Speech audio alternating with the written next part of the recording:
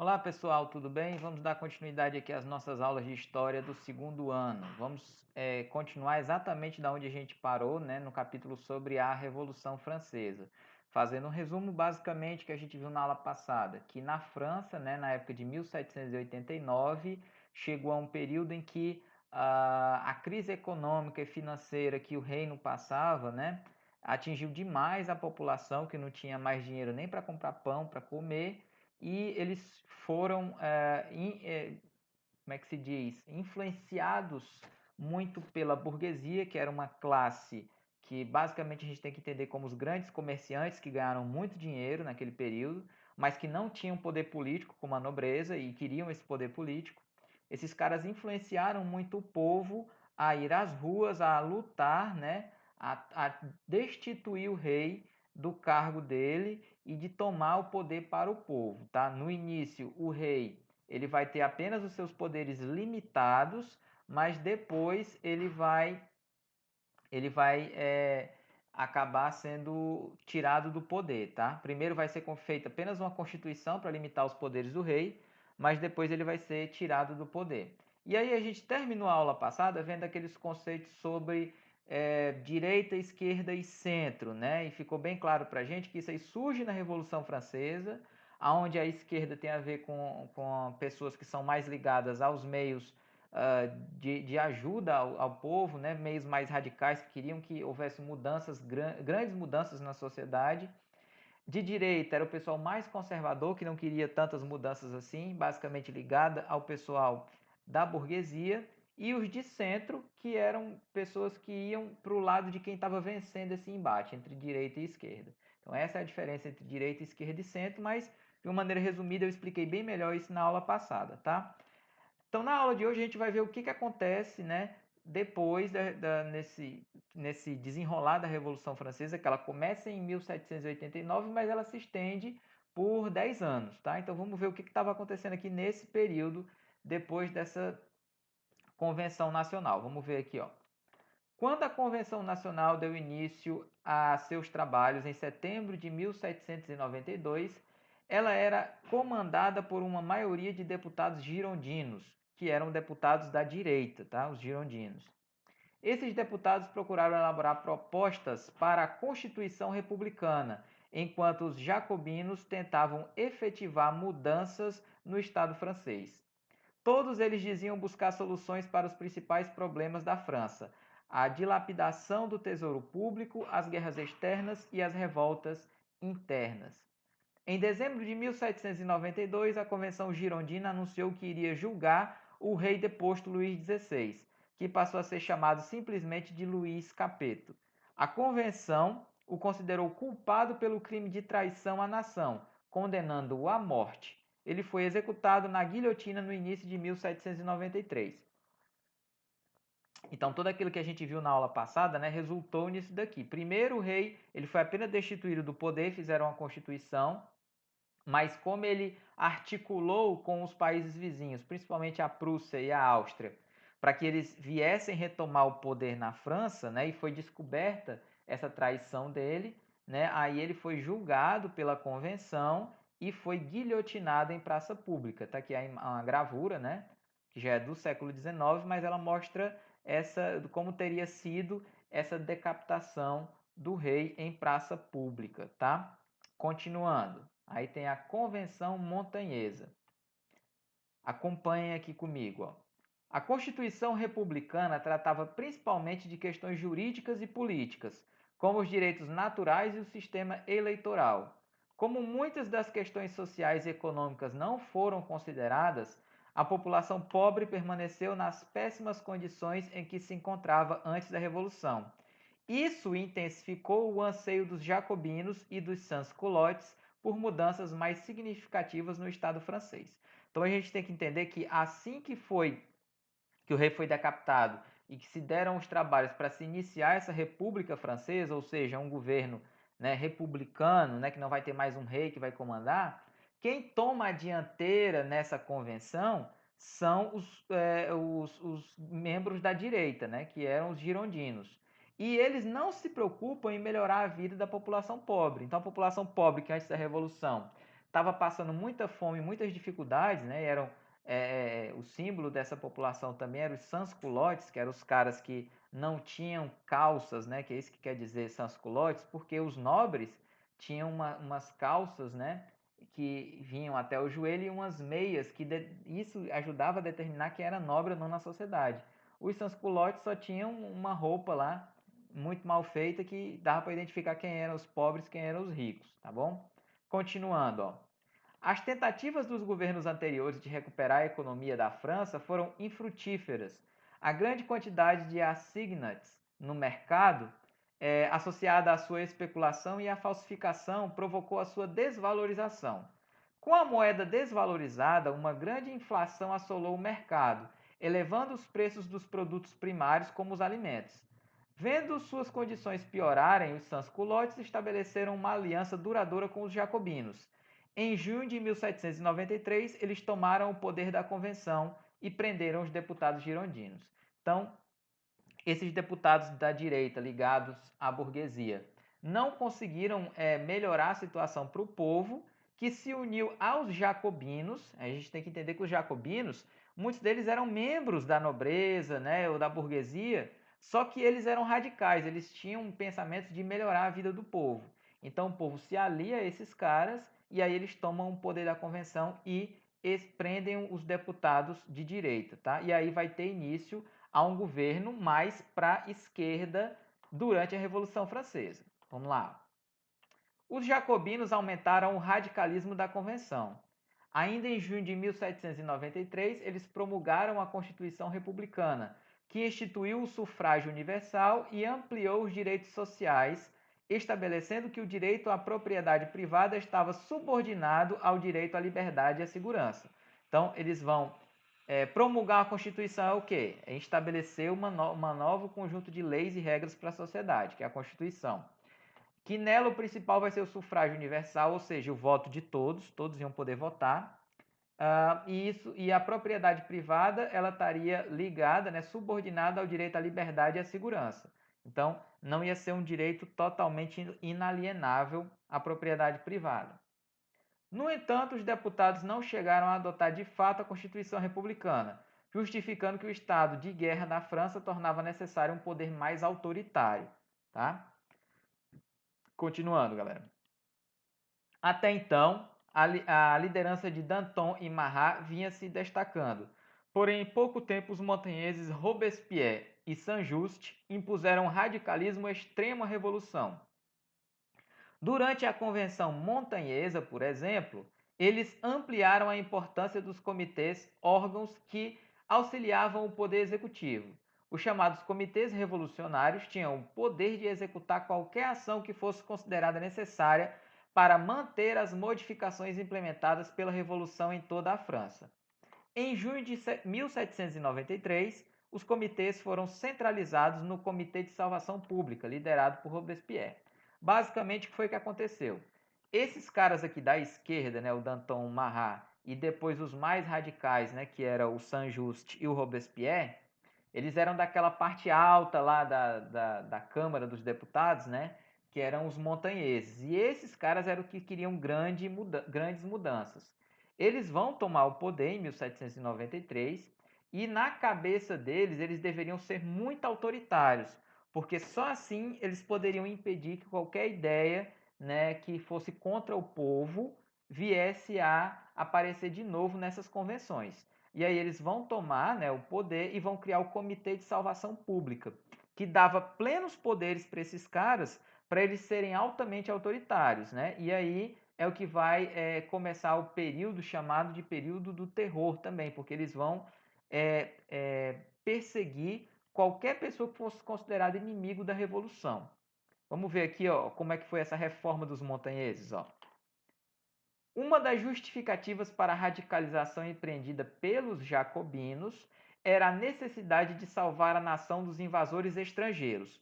Porém, o discurso que mais atraía a população urbana, principalmente os sans-culottes, era de que eles estavam tentando solucionar problemas imediatos, como a miséria, a fome e o desemprego, as más condições de habitação e a falta de saúde e de educação. Os montanheses acreditavam que para melhorar as condições de vida da população pobre, era indispensável aumentar o dirigismo econômico. Com essa justificativa, o Comitê de Salvação Pública promoveu amplas reformas no Estado, como a Lei do Preço Máximo Geral, estabelecendo um limite para o aumento de preço de bens primários, como alimentos e roupas. Depois, a abolição da escravatura. Depois, a implementação da educação pública. A instalação de manufaturas públicas para produzir armamentos e roupas. E a descristianização do Estado, com o estabelecimento de um culto público ao Ser Supremo. Então, aqui foram grandes mudanças, galera, que eles quiseram implementar na sociedade, tá? Então, por exemplo, impedir que os comerciantes aumentassem demais o preço dos alimentos, a abolição da escravatura, isso aqui foi importantíssimo, tá? Que até então se falava muito em liberdade e igualdade, mas liberdade e igualdade para quem? Se for para todos, então um dos requisitos era que fosse abolida a escravidão, tá? Outro, a implementação da educação pública. A gente tem que entender que até o início da era moderna, o responsável pela educação dentro das cidades era a igreja que tinha e que administrava as escolas. Então, se ela administrava, há de se esperar que aquela educação ela fosse toda voltada para a religião, certo? E não uma educação mais voltada para as ciências. Então, eles mudam isso daqui. Depois, outra coisa importante também, tentar tirar do Estado todo aquele caráter religioso que havia na época dos reis. Porque a gente tem que lembrar que o rei, além de líder administrativo, ele também era líder religioso. Então, em muitos locais, ele que escolhia quem é que ia ser os bispos, os arcebispos daquele país, daquele reino, tá? Então, ele faz essa separação para tentar criar os estados como estados laicos, ou seja, não vai ter nenhuma religião ordenando o que o Estado deve fazer, tá? E aí a gente começa o período do chamado terror revolucionário dos jacobinos. Vamos entender o que foi isso aqui, ó. No momento em que os montanheses tomaram o poder, a crise financeira da França estava fora de controle. E, além disso, algumas regiões economicamente importantes do país eram contrárias ao governo revolucionário e ameaçavam a recém-criada república. Foi nessas condições que Robespierre, que era um dos líderes lá dos jacobinos, né, o mais radical entre eles, no comando do Comitê de Salvação Pública, ordenou a mobilização militar em massa, estimulando a população a pegar em armas mais uma vez. Robespierre deu início então ao chamado regime do terror, promulgando a Lei dos Suspeitos, que colocava sob suspeita qualquer pessoa que, entre outras atitudes, falasse de modo desrespeitoso em relação à República e parecesse favorável à monarquia. Essa lei permitiu aos jacobinos prender e executar na guilhotina milhares de opositores de Robespierre. Então, o que foi esse período do terror? Robespierre ele conseguiu autoritariamente, né, fazer com que qualquer pessoa que ao menos falasse mal da República, né, pudesse ser julgado e em casos que não precisavam nem ser muito extremos, ele era assassinado em praça pública, né, na guilhotina, que é essa máquina aqui que foi criada nesse período, tá? Que era uma lâmina que era suspensa e depois ela era abaixada com muita força e decepava a cabeça do condenado, tá? Então foi um período em que não tinha nenhuma liberdade para as pessoas, né? Porque numa sociedade normal, né, mais ou menos normal de hoje em dia, é para se haver a liberdade de, inclusive, de discordar de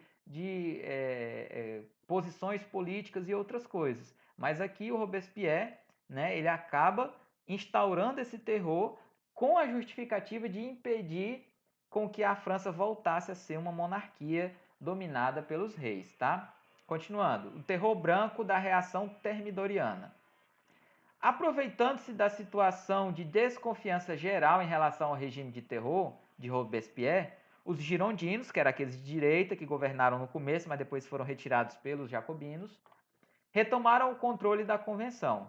No dia 27 de julho de 1794, o dia 9 de Thermidor do ano 2 do calendário revolucionário, a convenção ordenou a prisão de Robespierre, executando-o na guilhotina, ao lado de outros líderes jacobinos, como Saint-Just, sem julgamento pelos crimes que haviam cometido.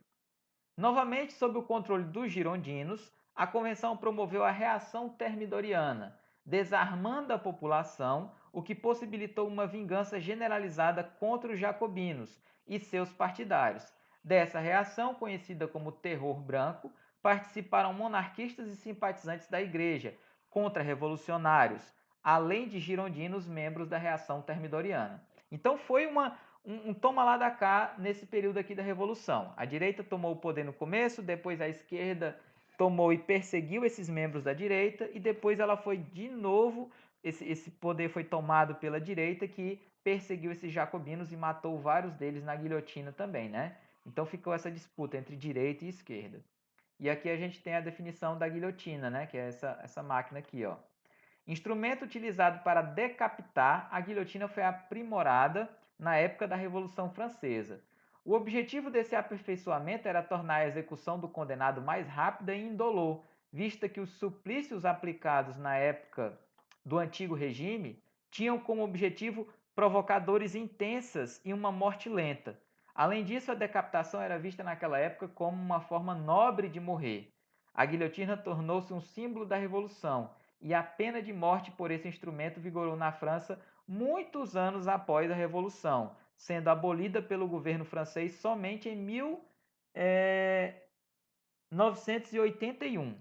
Ao lado, réplica de guilhotina do século XVIII, em miniatura feita de madeira e metal. Tá? Então, continuando aqui, galera. Ó. Enquanto isso, na ilha de Santo Domingo, que era na América, tá? Essa ilha de Santo Domingo é na América. Enquanto os franceses passavam pelo período do terror, os escravos da colônia francesa de Santo Domingo, localizada nas Antilhas, lutavam por sua liberdade. No século XVIII, essa colônia era uma grande produtora e exportadora de açúcar para a Europa. Sua economia era baseada no sistema escravista de plantation, gerando grandes lucros para as elites. Os escravos africanos sofriam muito maus tratos, o que acabou criando um forte sentimento de revolta contra a elite local. Aproveitando-se da crise política na França provocada pela Revolução Francesa, os escravos de Santo Domingo organizaram revoltas pela independência da colônia. Vamos ler o texto a seguir. Então, ó, era uma colônia francesa situada nas Antilhas, né? E que utilizava muitos escravos para a produção do açúcar. Vamos ver como é que eles se organizaram para se revoltar nesse período aqui. Ó. Olha, vamos ler o texto. Os negros lançaram uma rebelião maciça em agosto de 1791, o que fez a colônia de Santo Domingo mergulhar no caos. Para piorar as coisas, os espanhóis e os ingleses intervieram no conflito, tentando tirar vantagem da situação. A intervenção britânica atendeu ao convite dos colonos brancos, que esperavam recuperar o controle dos acontecimentos. Por sua vez, os mulatos organizaram sua própria força armada, controlando o sul do país. A França proclamou a liberdade dos escravos em 1793, mas isso não bastou para restabelecer a ordem. As autoridades francesas viram-se forçadas a negociar com ex-escravos para conseguirem recuperar o controle da colônia. Toussaint e Ouverture, o líder dos negros, que lutara por algum tempo como general a serviço da Espanha, conseguiu vencer os ingleses e os mulatos. Em 1801, sem pedir licença à França, ele ocupou a parte espanhola da ilha, unificando-a temporariamente. Embora não tivesse proclamado a independência, Toussaint admitia apenas uma tutela formal por parte da França. Em 1802, o exército francês, dirigido por Leclerc, derrotou os ex-escravos e conseguiu prender Toussaint. O general negro foi levado para a França, onde morreu na prisão. No entanto, seus homens continuaram com a resistência ao ataque francês. Continuando aqui. e conseguiram expulsar as forças da França. Foi assim que em 1804, sob o comando de Jean-Jacques Dessalines, foi proclamada a independência do Haiti, nome escolhido para o novo país que significa Terra das Montanhas.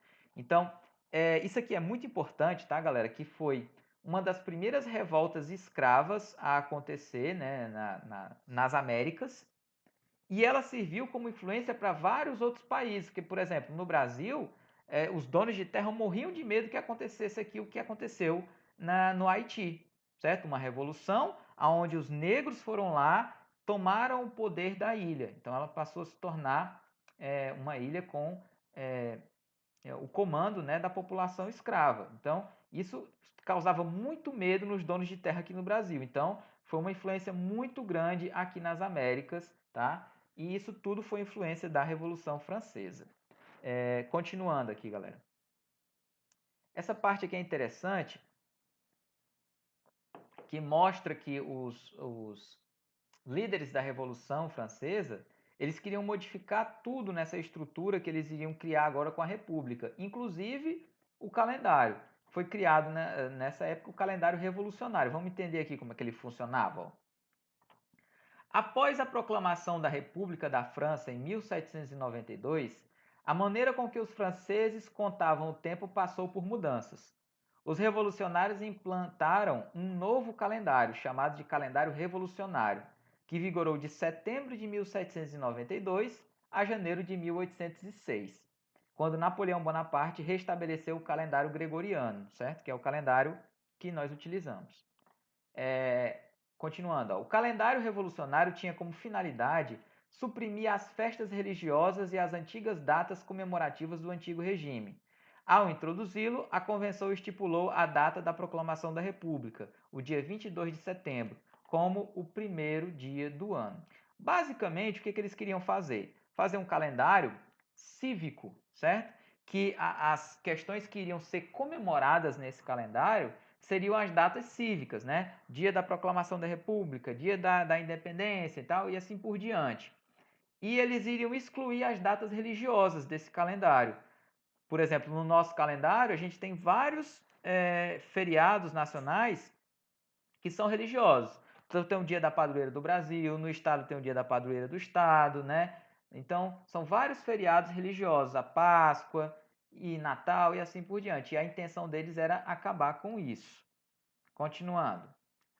No novo calendário, o ano foi dividido em 12 meses, com 30 dias cada um, com um acréscimo de 5 dias de descanso. Os meses foram classificados de acordo com as variações climáticas das estações do ano e com as etapas dos trabalhos agrícolas. Vamos ver aqui na tabela a seguir, ó.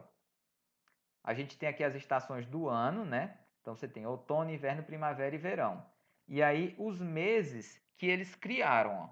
No outono, o vindemiário, brumário, frimário. Aí no inverno, nivoso, pluvioso e ventoso. Então, olha como dá para a gente entender aqui o que está acontecendo em cada época do ano, né? Ó, névoa, chuvas, ventos. Aí na primavera você vai ter o germinal, floreal e o prairial. E no verão, mecedor, termidor e frutidor, tá? Outra coisa que eles fizeram aqui também, ó, aqui do lado esquerdo, ó, a padronização do sistema métrico decimal. Vamos ler aqui para a gente entender, ó, galera. Até o final do século XVIII, o sistema de medição da França era bastante impreciso. A medida padrão, chamada toesa, equivalia a 6 pés ou cerca de 2 metros. Com as transformações decorrentes do processo revolucionário e o desenvolvimento da agricultura e do comércio, um novo modelo de padronização das medidas tornou-se necessário. Diante disso, várias comissões foram feitas para ser definido um sistema universal de medidas, decidindo-se adotar o metro como referência e a divisão do sistema em decimal.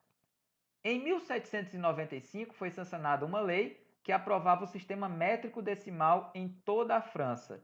Entretanto, com a ascensão de Napoleão ao poder em 1810, a toesa voltou a ser a medida padrão.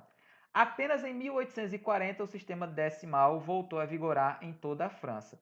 Isso aqui é interessante, galera, que esse sistema aqui de medição, né, do metro, né, decimal, ele é o que a gente utiliza aqui no Brasil, por exemplo, tá? Esses sistemas métricos que nós utilizamos no Brasil são herdados da França, tá? Porque o Brasil ele pegou muita influência tanto no século XVIII, XIX e o início do século XX da França.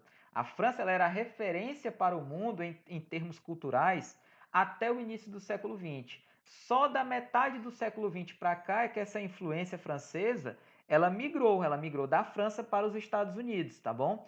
Então, hoje em dia a influência no mundo geralmente é americana, mas nesse tempo era francesa. Então por isso que o nosso sistema métrico ele utiliza quase tudo que veio da França, né? Então essa definição em metros, quilômetros, ela vem toda da Europa, né? As medidas de temperatura em graus Celsius, ela vem da Europa.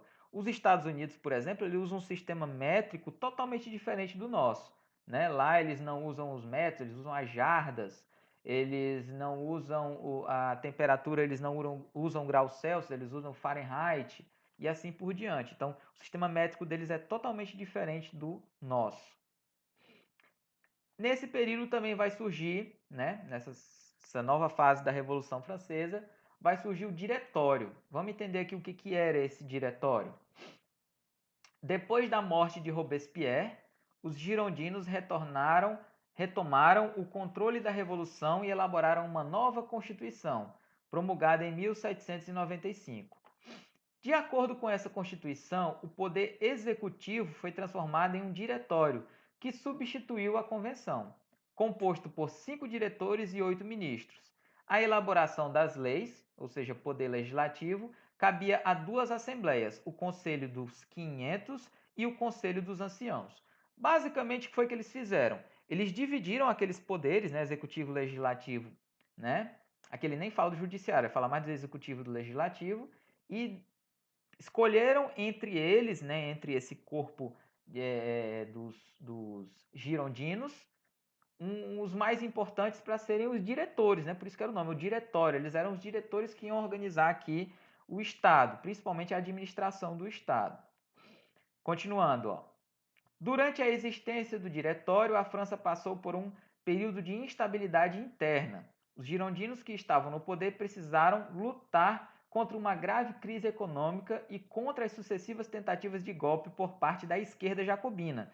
Então eles ficavam o tempo todo nessa disputa, galera.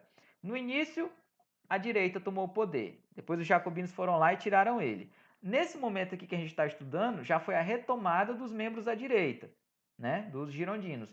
Mas o tempo todo os jacobinos estavam tentando organizar um golpe de Estado para tomar esse poder da direita, tá? Esses jacobinos eram os de esquerda. E da direita monárquica, além de tentar pôr em vigor a terceira Constituição da Revolução. Continuando aqui, ó. Liberdade, igualdade, segurança e prosperidade. O primeiro artigo da Constituição de 1795 dizia que os direitos fundamentais do homem em sociedade eram a liberdade, a igualdade, a segurança e a propriedade. Então, olha só, naquela primeiro direitos do homem, do cidadão, a gente já vai ter uma diferença aqui, ó.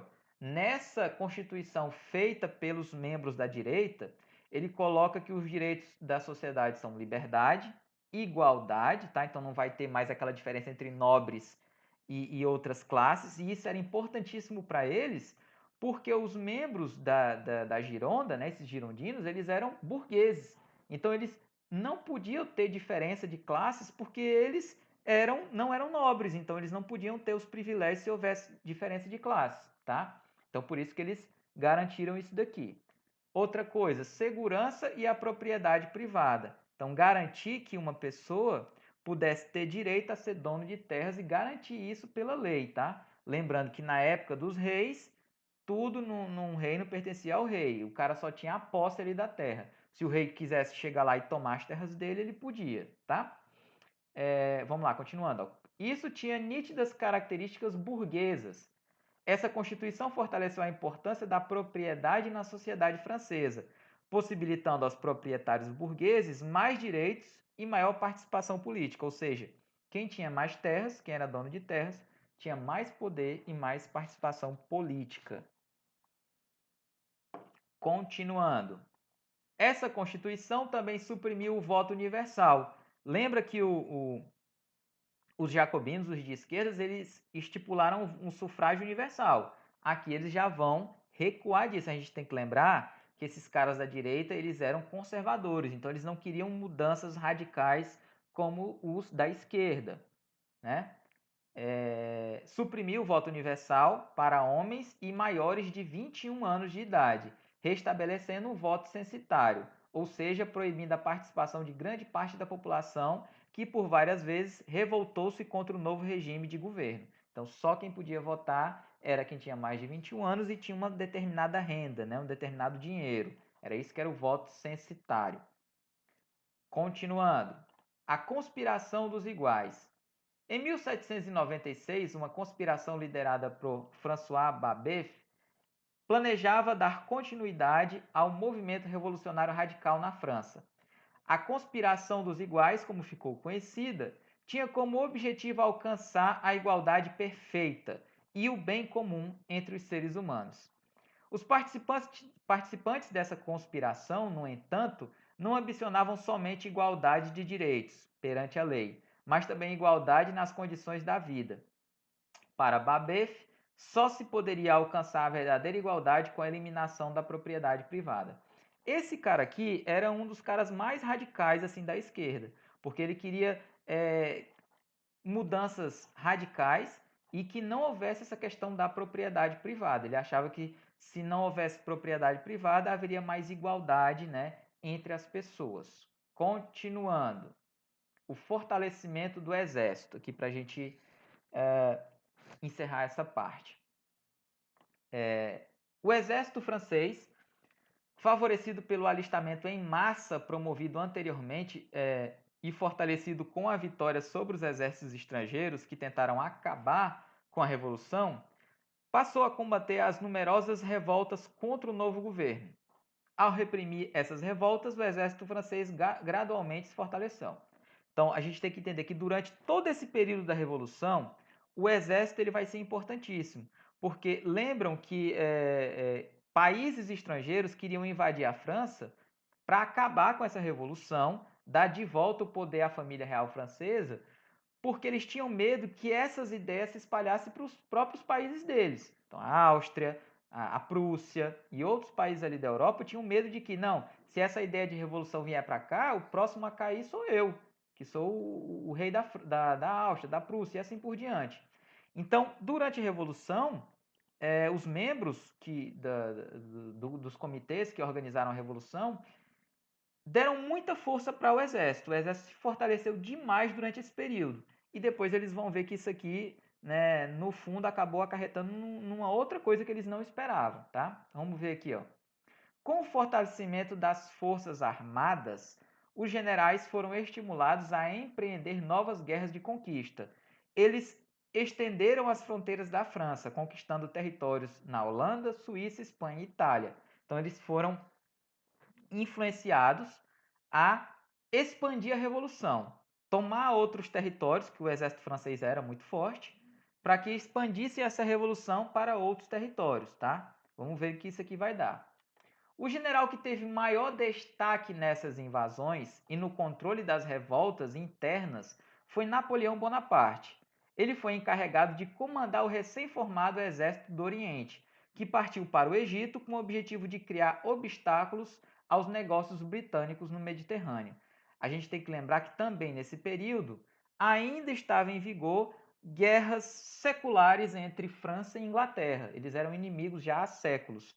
E o Napoleão ele vai ganhar muito poder porque impediu que a Inglaterra, né, fizesse negócios aqui nessa região do Mar Mediterrâneo e por isso foi muito bem visto na sociedade francesa e ele ganhou muito poder. Foi um general francês que ganhou muito poder durante a Revolução. E aí a gente tem aqui o que isso vai dar. Ó. Napoleão no poder, aqui na página 199. No período do Diretório, a França passava por uma situação bastante delicada. enfrentando conflitos internos e externos. Diante disso, alguns políticos que não queriam a volta do antigo regime, nem o retorno do terror dos membros da esquerda, dos jacobinos, acabaram recorrendo ao jovem general Napoleão Bonaparte, que se destacara nas guerras da Itália e do Egito. Isso aqui é algo muito latente assim, na história da humanidade. Em períodos de crise como esse daqui, as pessoas acabam recorrendo a questões autoritárias para tentar manter o poder. Tá? Então, por exemplo, recorreram ao Napoleão Bonaparte porque ele era líder do exército e as pessoas sabiam que ele, como líder do exército, né, o exército tem a força. Então, as pessoas vão pensar duas vezes antes de se revoltar contra a força armada, certo? Então, foram isso que eles pensaram, porque a França estava passando por esse novo momento de crise, tá? Tinham medo de que os membros da esquerda tentassem retomar o poder e aí vão dar o poder ao Napoleão Bonaparte. Ó. Vamos ver aqui, ó. O 18 de Brumário e a política interna. Em 9 de novembro de 1799, né, 10 anos da Revolução Francesa, Brumário no calendário revolucionário francês, alguns membros do diretório deram um golpe de Estado, proclamando uma nova Constituição e instituindo o consulado, governado por 3 cônsules, dos quais o mais poderoso era Napoleão.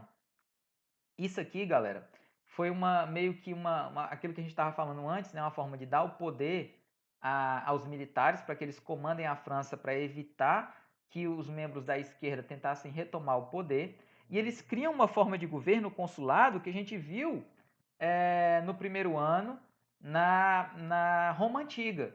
Né? Antes de começar o Império Romano, o sistema de governo lá também era esse, era o consulado com 3 generais que iam comandar, né, os triunviratos que iam comandar o governo do Império Romano. E a gente viu no que deu, né? Formou-se depois, um general tomou o poder e formou o Império Romano. Vamos ver o que acontece aqui, ó. O consulado marcou o período de reestruturação da nação francesa, depois de uma década de conflitos, 10 anos, né? De 89 a 99. Napoleão, em 1802, foi nomeado cônsul vitalício e, em 1804, por causa do grande prestígio e poder que havia adquirido, tornou-se imperador da França por meio de um plebiscito popular. Então, ele tomou o poder dos outros dois, né, generais, e a própria população, que foi consultada num plebiscito, né, que plebiscito é como se fosse uma eleição, só que você pergunta para a população alguma coisa, né? Foi perguntado se queria que ele fosse nomeado imperador e ele vai ser nomeado imperador da França. Então a França, que lutou tanto para fazer uma revolução e criar uma república, havia retornado de novo a um sistema de monarquia, né? Porque o imperador nada mais é do que um rei. No período em que Napoleão esteve no comando da França, que durou cerca de 15 anos, uma de suas principais preocupações foi restabelecer a ordem interna da nação. Para isso, ele centralizou a administração do país, reorganizou a arrecadação de impostos e investiu na construção de obras públicas, o que aumentou a oferta de trabalho para os franceses. Napoleão também criou o Banco da França e estabeleceu uma moeda nacional, o franco. Essas medidas beneficiaram os comerciantes e também os industriais franceses, que passaram a contar com mais fontes de financiamento, promovendo com essas ações a recuperação da economia francesa. Continuando.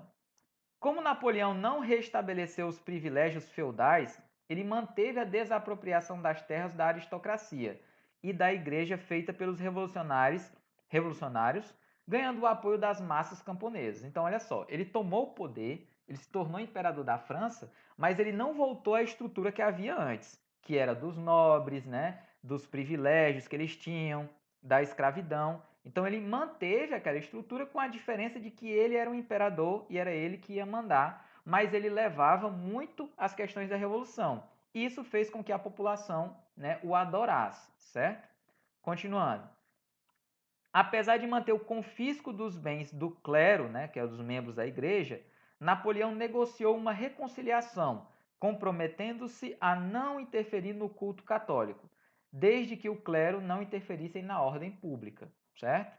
Outra importante medida foi a instituição do ensino público controlado pelo Estado, que tinha como um de seus objetivos formar funcionários competentes e oficiais militares fiéis ao imperador.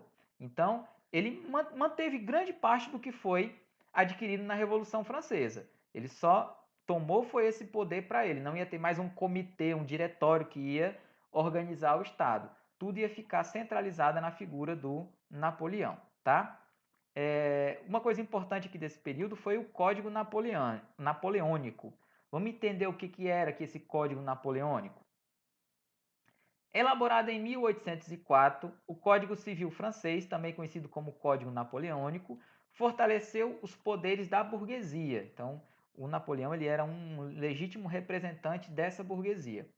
Promoveu a unidade nacional, principalmente no âmbito legislativo, e garantiu o direito à propriedade privada. O Código regulamentou os direitos individuais defendidos durante a Revolução, como a liberdade de consciência. O Código Napoleônico consolidou o Estado laico, rompendo com as práticas antes regulamentadas exclusivamente pela Igreja. Então, da onde que você viu isso daí? Separou o Estado da Igreja, então a Igreja não ia se meter mais na administração do Estado.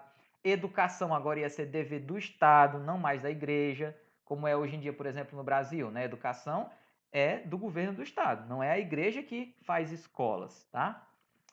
Continuando, ó. Por exemplo, o matrimônio deixou de ser somente um ato religioso, um sacramento, e passou a ser regulamentado pelas leis do Estado, tendo características contratuais. O divórcio também passou a ser garantido por lei. Então é aqui que surge o casamento civil. Até então, galera, o casamento ele era ministrado apenas pela igreja, né? Era um ato feito pela igreja, era um ato religioso. A partir daqui se tornou um ato civil, é como se fosse um contrato entre duas pessoas, que é o que acontece hoje, por exemplo, na nossa sociedade, né? É um contrato entre duas pessoas que, se esse contrato for rompido, né, tem que se fazer uma série de ações aqui na lei. Continuando. Além disso, os privilégios de sangue da nobreza foram abolidos e todos os cidadãos franceses se tornaram iguais perante a lei.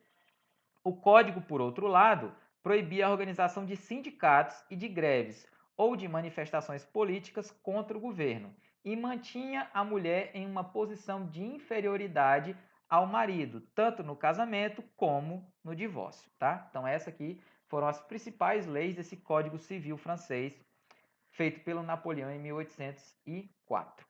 Galera, ó, vamos ficar por aqui hoje desse conteúdo, tá, da Revolução Francesa. Então a gente viu todo o processo da Revolução Francesa até a chegada do Napoleão ao poder, tá? 1789 a 1799. Foram 10 anos de disputa ali entre jacobinos e girondinos.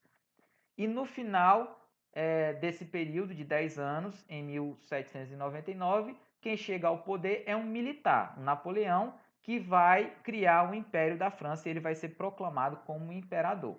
Nas próximas aulas, né, a gente vai ver o que isso vai acarretar, né? As guerras que ele vai implementar na Europa e como isso vai influenciar diretamente na história do Brasil, porque as guerras napoleônicas influenciaram diretamente na estrutura do Brasil, que era colônia de Portugal, tá bom? Então é isso, pessoal. Vamos ficar por aqui hoje desse conteúdo. Eu vou colocar a atividade desse conteúdo lá no Google Sala de Aula, tá bom? Então a gente se vê na próxima aula, tá certo? Então tchau, pessoal, e até lá.